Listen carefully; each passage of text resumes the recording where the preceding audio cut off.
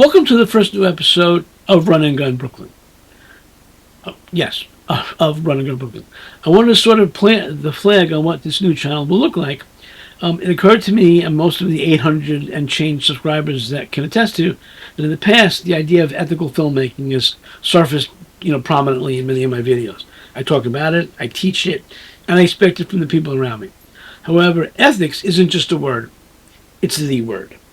So let's get into it. One thing I'm going to do differently, because I can't remember things the way I used to, I'm not even sure my memory is so good back then. I got myself a teleprompter. I call him George. He was $75 on Amazon, and it's the best $75 I spent.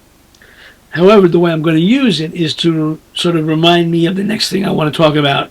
So if you see me looking and scrolling, that means on the iPad that's attached to George, I actually am. So with that out of the way, let's get started.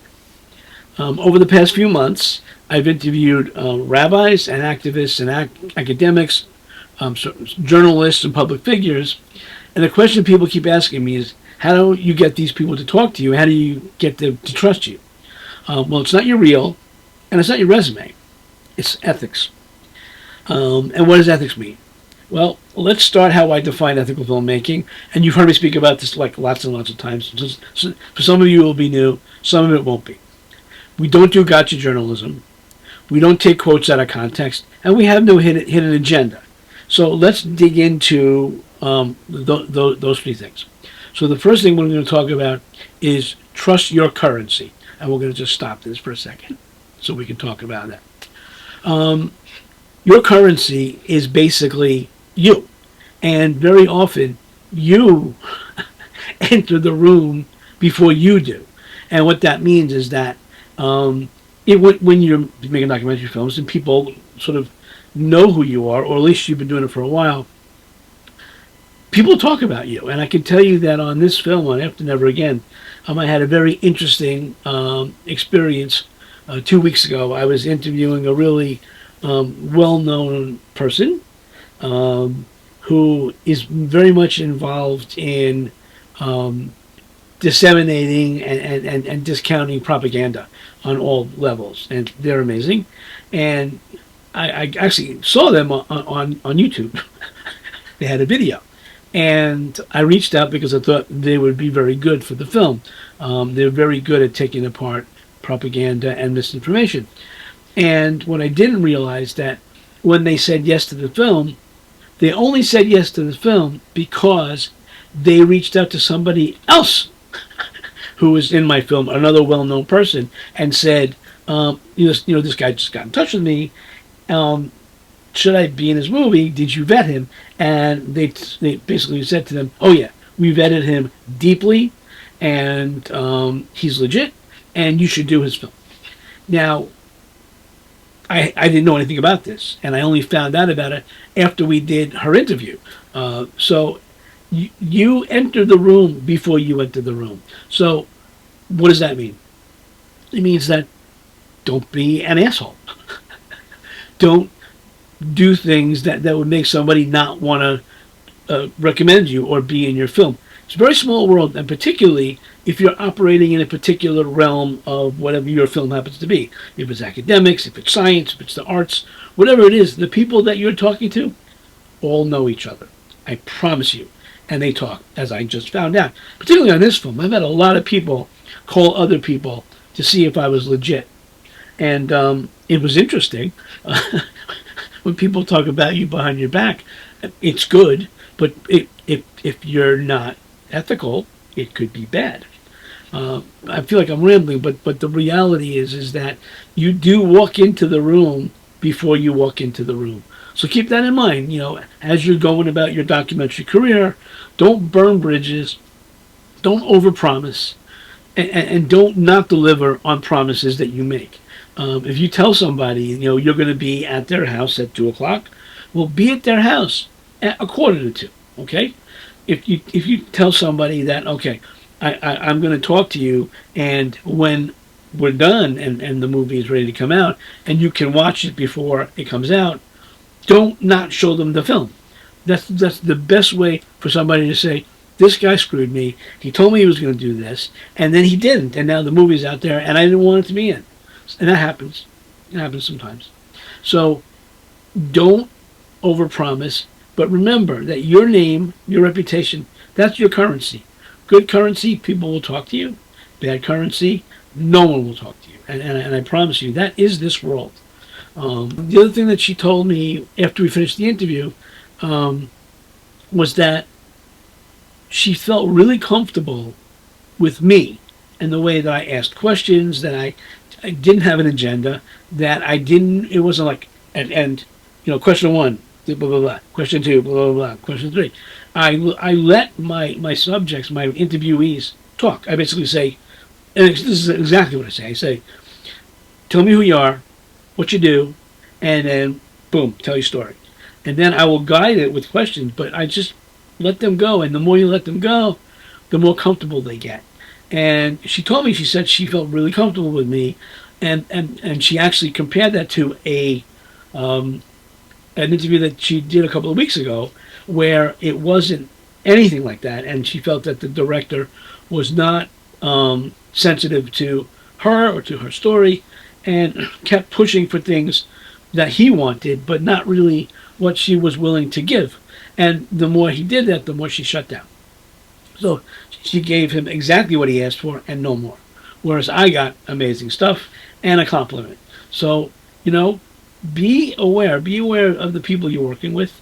Have a style. I mean, however you want to do it, but do it with respect. And read the, for God's sakes, read the room, Don't go in and be like this, and your interview is going, yeah, can I get out of here?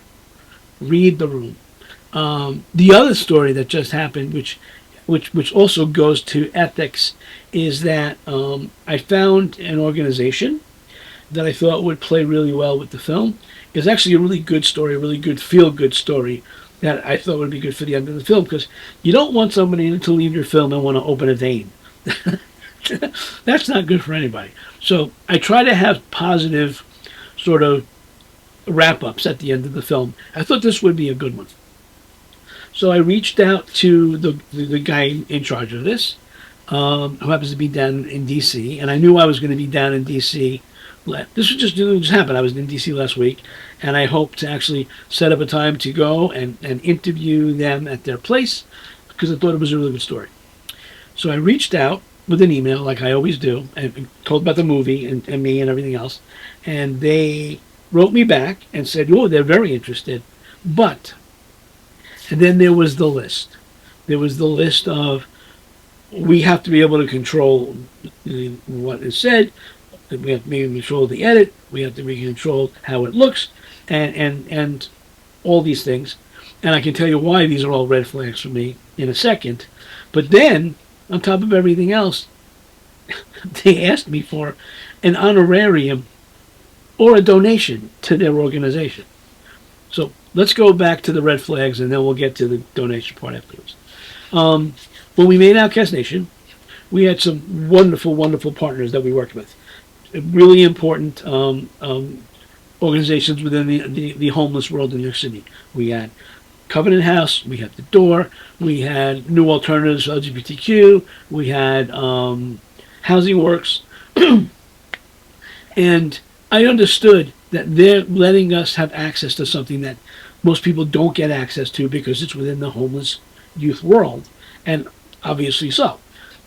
However, by giving us that access, it also opened us up to the corporate side, not corporate, but the business, side of these organizations, who needed to have a final say on their participation, whatever, the interviews that we did, the locations that we did, and honestly, I understood it. We had unlimited access, unprecedented access, and that's the price for that.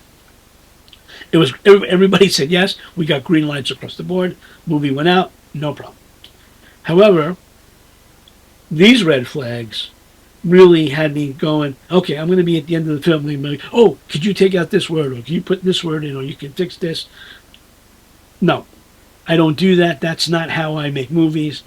I can't have other people deciding um, how I edit my film.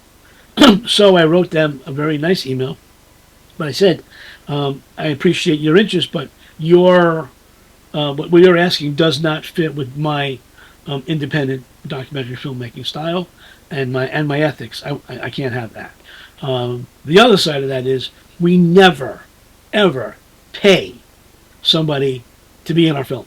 It's unethical. It is conflict of interest. I don't know if they understood that's what they were asking, but honestly, once I decided I wasn't going to do it, I didn't even bother addressing that. But no, this is not HBO, not HBO. You know these reality docs where people get paid. Independent documentary filmmaking, we do not pay ever. There's a slippery slope, and I'll give you a really good example. We were out in LA 2 weeks ago, 3 weeks ago, doing interviews, and I've had a number of really amazing people who asked if the production could cover like travel, like a flight down or whatever. And I had to say, no, I can't. Well, firstly because I don't have the money. I'm paying for this myself, but also they understood that is an ask that I can't do. However, I did take them out for food. We did go out and eat, and I paid for the meals out of just as a thank you for giving me their time. That's perfectly fine. You want to take somebody out to dinner? That's perfectly fine. But paying people, that's a really slippery slope. And you get to a point where, well, I paid them to be in my movie. Now I have to keep them in my movie. Whereas, I could cut anybody out and feel perfectly fine about it. You spend, $500 on a flight. Next thing you know, that person's really not going to end up in the film. You just wasted $500, and that's just the financial part. The ethical part is much more important. We don't pay people. People are telling us their stories because they want to be part of the film. They want to be part of telling this story because it affects them. They're in the story is in their world. That's why they do it. They don't do it for money. So there's your other ethical part that just really always that's just a number one. The next part obviously is the part that I really have a problem with. Gotcha filmmaking. I don't do it. I've never done it, and I've had people talk to me about it when I reach out to somebody and say, when you're going to be in my, when I ask somebody to be in my film and I send them my reach out email, they say yes. We set up a time to have a Google chat. I always Google chat everybody I'm going to interview in advance so we're on the same page. And I had a few people tell me that they've had other people not give them a question. They always ask, well, can I have questions in advance? And I say, absolutely.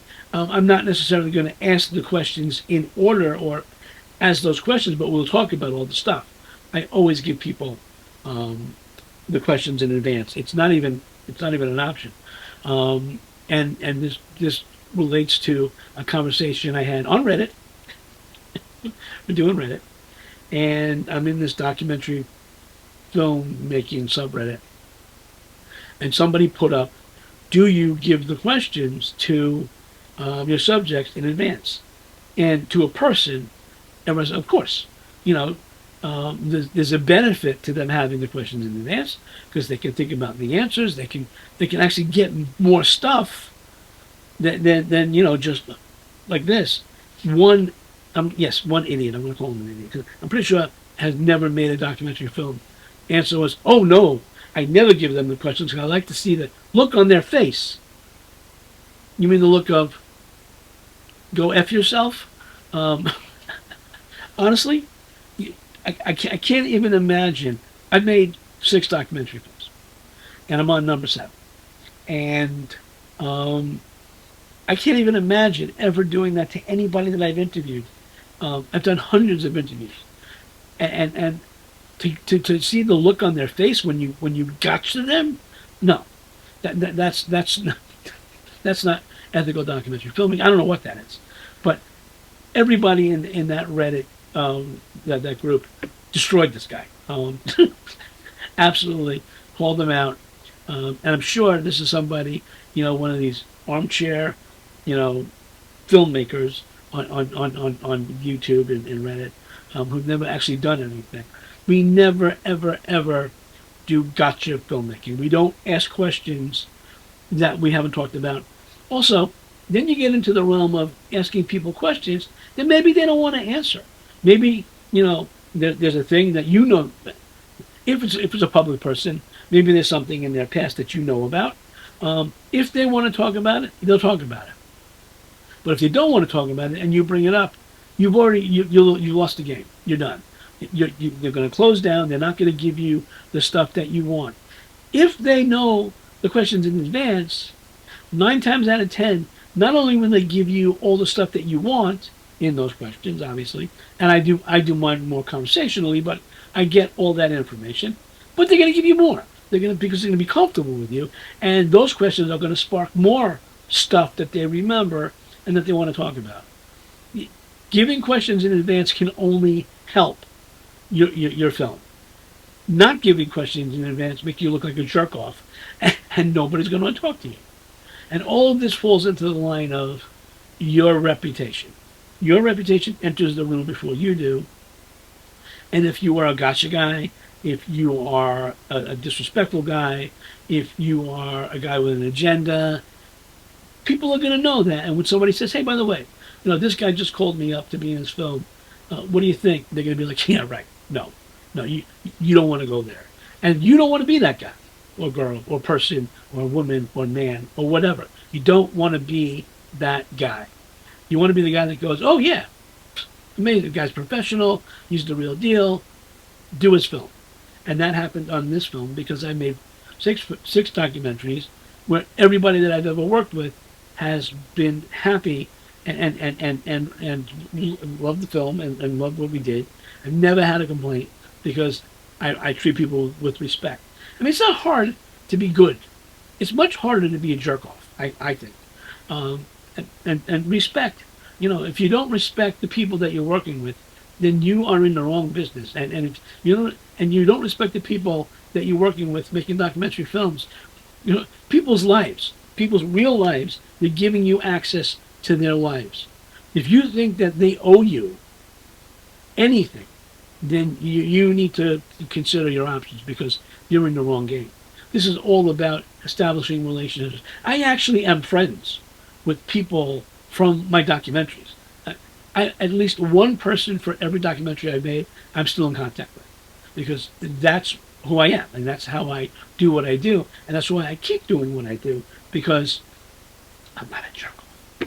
So a couple of times I've seen on Reddit, I see a lot of stuff on Reddit, a lot of new documentary filmmakers asking a lot of really good questions, and I think they're not getting answers from either film school or whatever they're doing about how they're going about actually getting into the film. And what I mean is that, like I had somebody put, but how do you script your documentary films? Well, we don't script documentary films, ever. I mean, no, just no. We don't script. Yes, we script once the film is done. Like once I've shot all my interviews and I got everything I need, when I start to edit, I do a script just to sort of as a skeleton of which interviews are going to go where with my storytelling. I have a particular way of telling my stories. I have what I call the 3 braided challah story, and I can get into that later. But we never ever script the actual shoot. And what that really is like, you're going in with an agenda, and agenda filmmaking, agenda documentary filmmaking, really never ends well. And let me tell you why. Yes, we like to think that documentary filmmaking is objective, but it's not. Because you wouldn't make a documentary film about something if you didn't have an opinion about it. You just don't. The films I make, I have opinions about. I made a film about climate change. I made a film about animal rescue. I made a film about anti-Semitism in 2020. I'm doing it again. I made a film about, homeless youth in New York. I had an opinion about these things. Now, I don't go in with, okay, this is what I believe and this is what I'm going to prove. I never prove anything. You don't make a documentary film as an argument. You make a documentary film to sort of shine a light on an issue. And then, sometimes that issue is exactly what you think it is. Sometimes it's not. Sometimes it's something completely different. Like, I've spoken about my sweater theory, is that you start with one thing, and then you start doing interviews, and you start meeting people, and they start pointing you in the direction of other people. And next thing you know, you're starting to pull that sweater, and it starts going someplace else. And that's good. You got to follow the sweater. Follow the sweater. That should be a bumper sticker. But that's not having an agenda. Having an agenda is, I believe this, and I'm going to make a movie to prove this. I don't care what happens in the middle, but this is going to equal this at the end. So you shove ideas and you force dialogue in a direction to prove your point. And that's not documentary filmmaking. I'm not sure what that is, but it's not ethical. And honestly, it almost falls into the sort of the category of propaganda filmmaking. Leni Riefenstahl was the queen of that. She was Hitler's documentary filmmaker. But we're not going to get into that. We don't do that. And I've spoken to a number of young filmmakers who don't understand how to separate.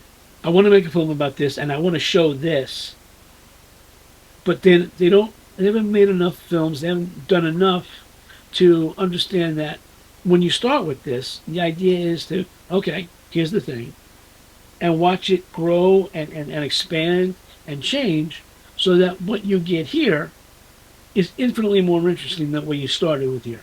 And 9 times out of 10, that is the case. But you have to be open to that. And this gets back into my whole documentary filmmaking. It's not one job, it's 20 jobs. But it's also reps. The more documentary films you make, small ones, large, doesn't matter, the more you start to understand how to tell a real story in real time, or even just not in real time, but, something that already happened. You start to understand that documentary filmmaking is fluid. Whatever you start with is not what you end with. So for new filmmakers, we're trying to hold on to that story and coming in with an idea. There's a very fine line between an idea and an agenda. And it's really important to not have an agenda and just let the story go where it's going to go. And you'd be surprised, once you start talking to people and they start pointing you in a direction, or they start saying, hey, you should talk to this guy. He's got a really interesting perspective on what you're talking about. Well, you should talk to this woman. She did a whole study on this particular thing. She wrote a book. She wrote a paper. She lectures on this particular thing, and it's completely different than what this guy has to say. But they're both going to end up in the same place. That's interesting. That is taking the idea and letting it grow. It's not saying, no, this is what I believe, and this is what it needs to be in the end. And that's, you just stay home. Stay home and just record it on your iPhone, because that is not documentary film. So yeah, to me, that was the agenda filmmaking. I can't abide it. But all of this really falls under the whole ethics thing. And I've spent a long time, I spent a longer time before I started in film. I started in theater. I was an electrician, I was a gaffer, I was a lighting designer, and I worked for other people.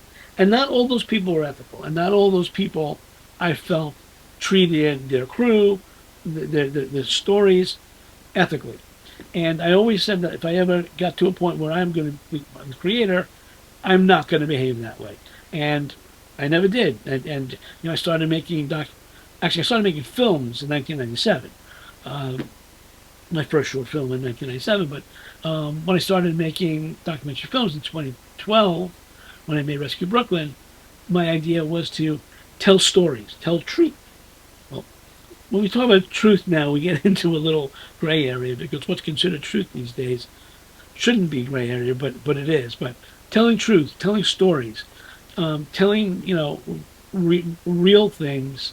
I was going to do it in an ethical and respectful way, and I think I managed to do that. And I've never pissed anybody off. Nobody's ever said, you're an asshole. No, not even when I was doing narrative. We always had people who wanted to work with us again and again because my partner and I we're good guys, and we try to be good guys. And we always said we don't want to be those guys that we used to work with. Having both come from that world. But yeah, it's easy to be good. It's easy to be ethical. It's much harder to be a jerk off. And that's what I have to say. Okay, and the last thing I want to talk about, is trust. And this goes along obviously with ethics. Every time you turn a camera on to somebody who is sitting across from you, every time you ask a question to the person that's sitting in front of you, you're building trust. They're trusting you to shepherd their story respectfully and honestly and with care. Literally, a lot of these people they're talking to you about the worst moments of their lives sometimes, like on Outcast Nation, or they're talking about some of the most interesting times in their lives or something they're very passionate about. They are putting their trust in you that you're going to deliver what you say you're going to deliver. And that trust is a sacred thing. When you break trust and you don't do the things you said you're going to do, or you do them in a sloppy way, you do them in a disrespectful way, that you break that promise and you're done.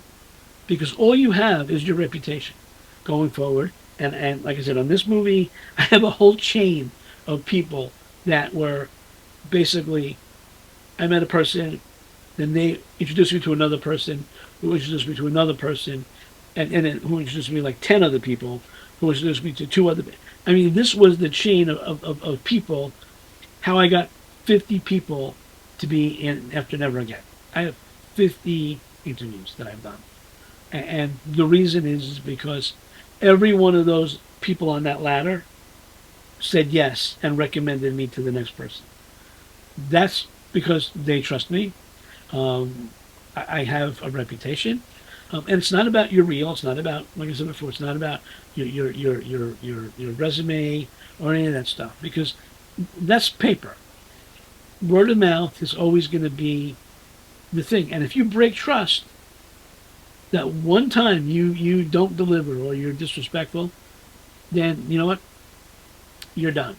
Trust is everything, and when you build trust, you build relationships. And honestly, documentary filmmaking is all about relationships, because that's how things get done. And look, even after you're done, once you're done, you've shot everybody, you filmed everybody, and you've done the movie. You're there. Those people, if they had a good experience with you, are going to shepherd the film. They're going to put it out there to their friends, to the people they work with, whatever industry connections they have. They're going to push that film because they respect you and they respect the project. If they're not happy, they're going to bury it. They're not going to do any interviews. They're not going to come to screenings. They're not going to support the film. All those things that push a film forward these days, forget about it. Forget about it. You build the trust, you build the relationships, and they're in 100%. You don't do that, it'll never see the light of day. And by the way, people can make things very difficult for you. People can decide at the last minute, I don't want to be in your film. And even if you have releases from everybody, you don't want to be there because it can lock up your film for years. So just be good, be ethical, keep trust, and you will have a blossoming and successful documentary film career. And if you start that way, well then, down the road, 10, 15 years, you'll still be that way. Because you will have had all those opportunities to behave in an ethical manner. That's why I thought it was important to do this interview, this first video for Run and Gun about ethical filmmaking, because I think that's where we need to start. Again, I'm still right in the middle of After Never Again.